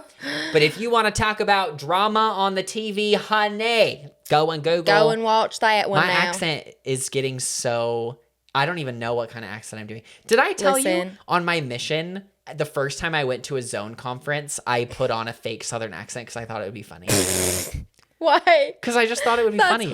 I asked my hilarious. companion, I was like, should I do a fake accent? So for the first like half hour at this Zone conference, I was meeting a bunch of new missionaries. I was like, Howdy, y'all. I was like, I'm Elder Johnson, and this was crazy, y'all. I'd never been on a plane before I flew out here. No, and then you're and then the kidding. mission president asked me to bear my testimony because I was a new missionary, And you and I couldn't do did it it in my regular accent, and people were like, They were gagged. I'm so annoying. That's I'm so funny. annoying. No, It- I think that's funny. Oh, it was hilarious. I do accents a lot. I do the country accent a lot because I think it's really funny. I think if I actually try and reel it back and not do it super crazy, I can do a pretty good low-key one. Like, hi, my name is Taylor. I'm from Eastern Kentucky, and I've never been on a plane, y'all. That's good. That's pretty good, y'all. That's really good. Yeah. You I have to believe say like that. anything that's like a I sound turns into like a like if you're saying Whitney, you go Wheatney, Whitney. Wheatney. That's like a good that. one. Yeah. I think honestly, my dad is a cowboy, and Oh. his dad was a cowboy. Y'all are from And so- y'all are from Yeehaw. Oh You got yeah. Yeehaw in your blood. Oh yeah. This hat here isn't a joke. Uh-uh. I grew up. Listen, my sister did barrel racing. Oh, she was doing the Sierra Dawn Thomas moment. Yes, She was barrel racing. that was my life. Did she try to literally barrel race? No, she actually barrel raced in rodeo. I'm not No, joking. but I'm saying like fan favorite game changer Sierra Oh, Dawn Thomas, where she girl. tried to actually literally roll and race on those barrels in that I challenge. honey. understand. Watching that now I would get a real kicker out of that one, watching my sister try and barrel race like that. But one time at a family reunion, I watched my Meemaw try that, and she done broke her hip. But she always with us in spirit, okay? Now everyone go listen to Zach Brown Band. He has a new song, y'all. What's that one called now? He Don't- sang it. I don't know. He sang a new one Don't out there, know. y'all. It's really Go good. listen to Chicken Fried. That's my favorite Go listen one. to Chicken Fried, colder weather. Toes is iconic. The weather is getting warmer. So warm. Too And warm. listen, country music in the summer. Bye. Nothing better. It's a vibe. Nothing better. It's a vibe. Okay. Y'all go out fit, out gay, out slay all day. We will see you in 1 week. Yes. We cannot wait. Thank you all for listening. Anything else? That's all we have to say. The queens have spoken, and we'll Queens have see you next spoken. week. Bye, We love everybody. you. Bye.